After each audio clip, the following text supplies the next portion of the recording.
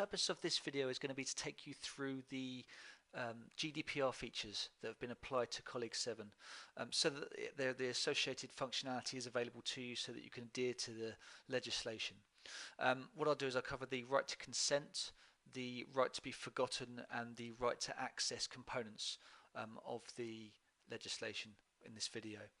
So I'll start by going through the right to consent element, and obviously this is the means to seek consent from a candidate or contact in that you intend to hold their data and obviously have them advise either way whether or not you have their permission to do so. So from colleagues' perspective, there's several places that needs to be covered. If we start off by going into the admin area and just go into global settings, what we're seeing within this area is there are several elements to be mindful of. One is against the candidate section. There's an option here for enable GDPR right to consent feature, and that's a yes or no option there. So you need that set to yes for this functionality to kick in against the necessary entity records. Also against the contacts section, once again there's an enable GDPR request, or sorry, enable GDPR right to consent feature, and again that's a yes no option, so you need to make sure that's set to yes. What you also have is a section here called GDPR consent, and within this area that covers the email content, which I'll come to as part of demonstrating actually sending a consent request, but this is the default wording which is used within the email, and obviously the link method that is used also as well, and that's set within here. You also then have the web pages which navigate the recipient to a web page on the basis of what they've chosen, and this is quite important for a client because we're going to have set up, or we have set up, default consent messages, but they're obviously colleague on the colleague software website. So for example, if I just put in that web page, you'll see that this is the web page that a candidate would be sent to, or a contact would be sent to, on confirming consent. By default they'd be taken to that web page. So what you can do is obviously set this to be your own website. You can set your own web page up in place to advise that consent's been given, or likewise in the event of consent being denied, you have also another web page which you can put in place to obviously confirm that you've received that denial request, and on that basis you're then going to arrange for the deletion of their record. So those are the admin related settings to GDPR. What we'll now do is go to a candidate record and just look at the GDPR consent option. So on a candidate record, you'll notice that there's this icon here for GDPR consent, and the default was obviously going to be not given because it's going to by default you wouldn't have achieved consent as yet, and the icon will be obviously of a person there with a cross there. If we click on that, we can see obviously that there are three fields here to be aware of. There's the GDPR consent given, which is a yes or no field. There's the consent requested on, and the response received on as well. So, and these are date fields for when you've requested consent and when you received that. And if you want, you can set these fields manually, and that will update the record to have achieved consent and will create a history record associated with that. But obviously that comes from verbal confirmation or confirmation through another means, an email perhaps they've received that's outside of this workflow. But obviously we're demonstrating this on the basis that you're going to run through the whole workflow to achieve that consent. So how this would work is we would generate an email here, and then we would use the request GDPR consent button within the email. So if we just click on that button there, that generates a link, or generates the two links for yes and no, which are uniquely encrypted links, and then obviously you can send this email. So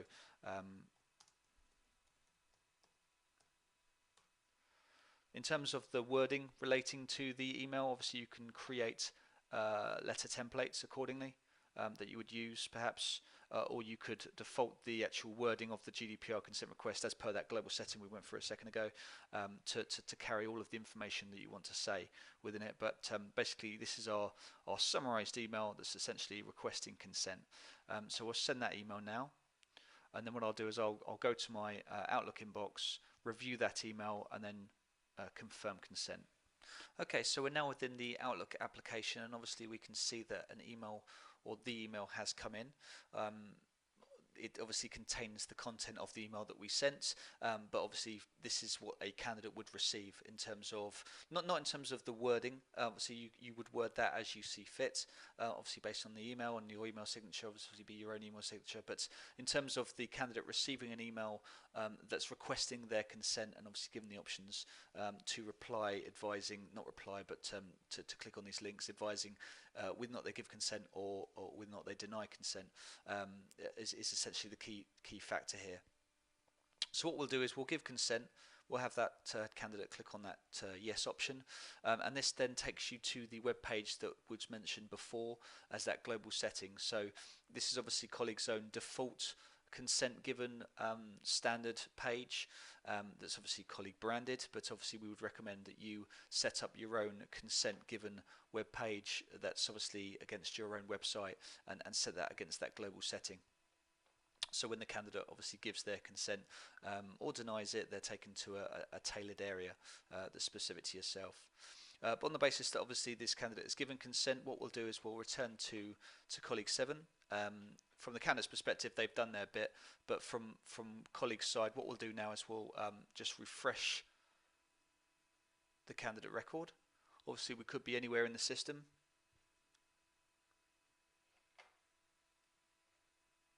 And what we can see by refreshing the record, or we could, if we were navigating around the system, it prompts to check on new notifications that have come in.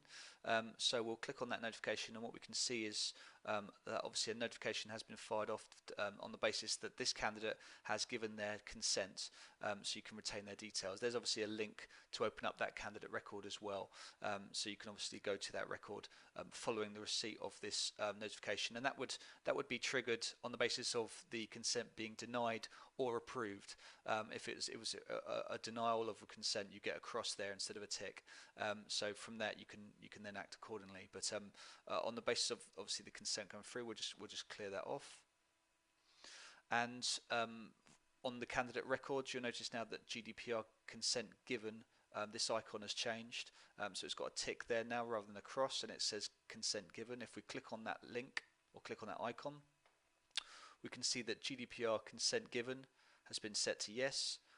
The consent requested was populated when we actually initially sent the request for consent, and the response received has obviously come back as well, pre-filling that. So we've got a log of the fact that we requested consent, that consent was given, and obviously when that consent came back, giving us that as well. We've also got history logs, obviously recording these events as well, to store against the candidate record, so that we've got a log of when consent was achieved. And that covers the workflow for the right to consent. This workflow can also be run from a search result, so you can select records from within a search result, and just as you would send any other email, the option to send a consent request, a GDPR consent request, is as part of that workflow as well. But that covers the right to consent element, and what we'll go on to now is the right to be forgotten element, on how you would delete a record on the basis of consent being denied. Okay, so we're now going to go through the right to be forgotten element of the GDPR features that we've put in place for colleague 7. We'll start off within the admin area, just covering some of the sections that you need to know about, beginning with user group permissions.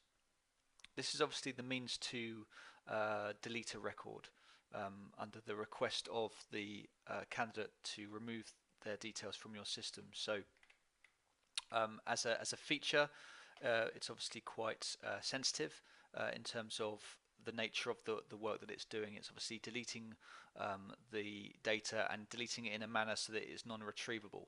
It's not a process that can be undone. So what we've done is obviously set user group permissions, which allow for certain users with the right privileges to be able to run this feature. And you can run this feature either at an individual entity record level, so per candidate record, or you can run the delete search option from a search result. And also you've got delete contact and the delete contact through search result. all as options there. We've got deleted records there as an option also, and that deleted records relates to the section within the admin area to view the IDs of records that have been deleted. So that covers the user group permissions. If I just go into the deleted records area, you can obviously filter on the different entity types, but this is essentially it. It's giving you the list of IDs of records that have been deleted, when they were deleted, and who deleted them. Yeah, and also you can access those records if you wish to. But these are essentially shell records, and I'll demonstrate what I mean by that. The record itself is empty of information. The history has been wiped, the documentation has been deleted, everything's essentially wiped from the system in that regard. So that's just a record of all deleted records on the system. So if I close down the admin area, what we'll do is we'll go to the candidate that we have in mind to delete here. So first and foremost, if a candidate has responded advising that they've not given consent on entering the record, this alert will appear, essentially advising that you've not got consent from the candidate and the record should be deleted. So that's our current state with this candidate. If I just go through, we've obviously got some history here. We've got some documentation assigned, we've got some notes, some skills, custom fields as well. I've created an unknown experience record here just to cover off that this area will also be wiped clean as well. Checklist items, we haven't got a CV sent on spec, but what we have done is we've also shortlisted this candidate against a particular requirement as well, just to demonstrate how that would appear from the requirements perspective if an associated candidate was deleted from it. So if I go to that requirement record from the candidates tab, you'll see here that obviously that same candidate is listed here currently, and they've currently been shortlisted against this role. So returning to the candidate, what we'll then do now is essentially delete the record. So if we just OK off that alert message, also off the View More submenu here, you've got the option to delete record. And on pressing delete record, it's going to bring up this alert advising you that this will delete all the details for the candidates, including history detail, document skills, and so on. The key point, as mentioned before, is that this cannot be undone, so it's going to ask for you to confirm if you wish to continue, and if you do, then obviously the process will run through and delete the record. If you don't want to delete the record at that time, you can obviously hit no and cancel off the request. So we'll do that, and then we'll hit yes there to proceed with the deletion of the record. So this is going to run through essentially wiping the record clean and then refresh the record, basically showing that that information has now been cleared from the record. So that's just refreshing now. Okay, so obviously first point of note, you've got an alert there advising that the record's been deleted. This is the candidate, or this is the user that deleted the record, and this is when that deletion took place. Obviously your mandatory fields alerts are going to be fired because this record has now essentially been wiped of information, but obviously that's to be expected. The mail shot status is going to be set to allow none, just as an extra fail safe, but essentially this record is unaccessible within the system moving forwards from this. So, but it's set to none anyway, just as a point of course, because that field has to contain something. From the history side of things, you'll notice that all of the history text has been cleared, and we've got an extra history log that's been added there just on the date and time of when the record was deleted, and obviously the user that undertook that deletion. If I just go to the documents, you'll see that any associated documentation has been deleted. All notes have been cleared from the record as well. Skills are all gone. Custom fields are wiped clean. Again, these are all mandatory in the system, so those have all been wiped clear. Experience records are gone. And as a point of note, the situation with the requirement is obviously retained in the sense that there's an association there, but if we go to the requirement record and let's just refresh that requirement record,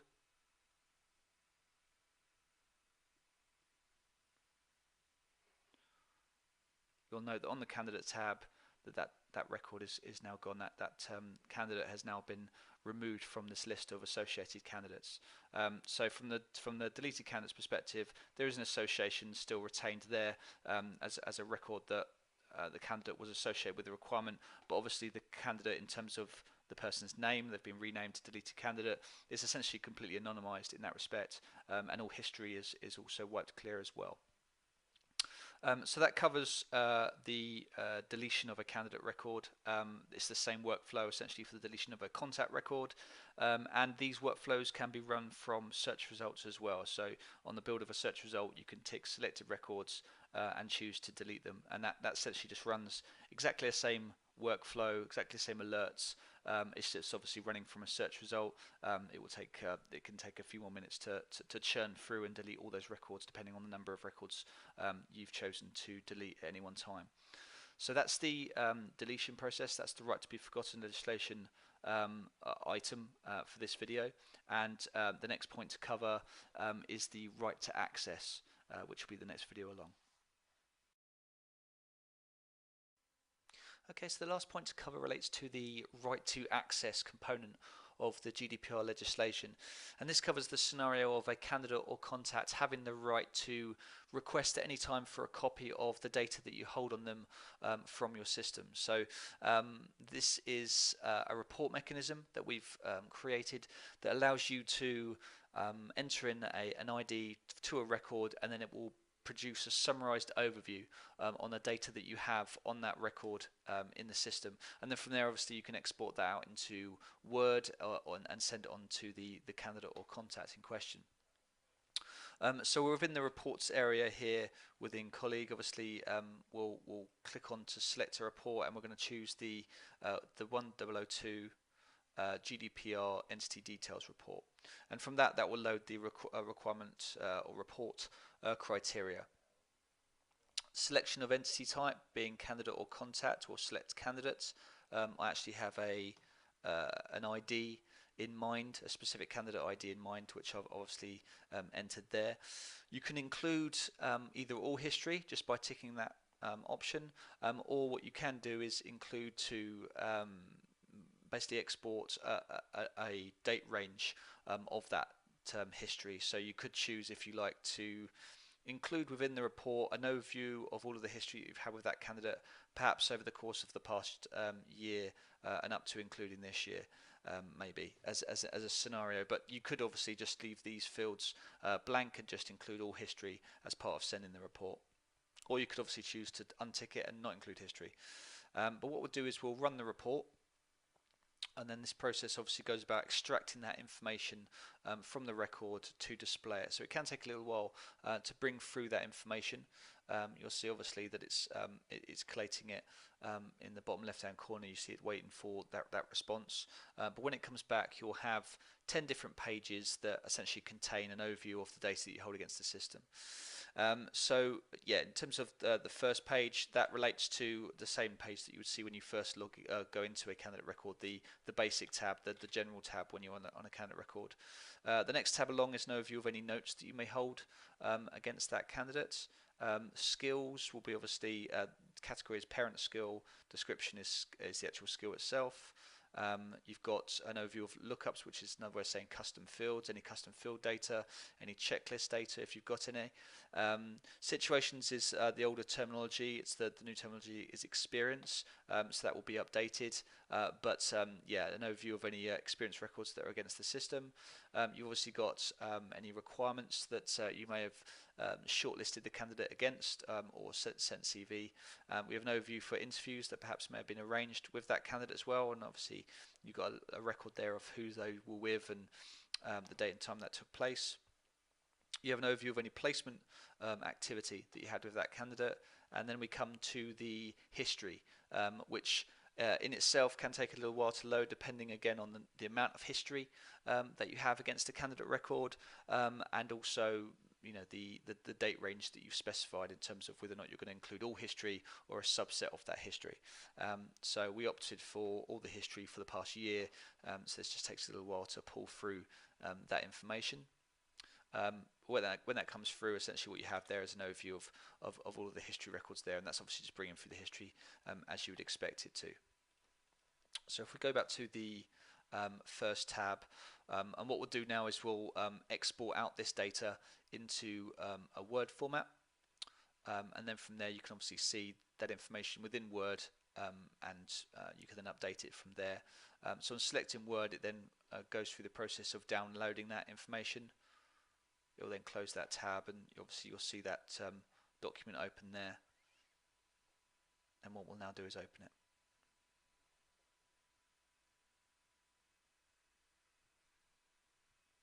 So with that record open, or with that Word document open, you now have obviously all of the information from that report provided in a Word document, which you can then edit as you see fit, with a header description perhaps, or updating perhaps which fields you want to include in the report. You essentially just have an overview of the report exported out into a Word document, and that's obviously the key component as part of right to access, as part of the user's right in terms of, or candidate's right in terms of being able to receive an overview of their data.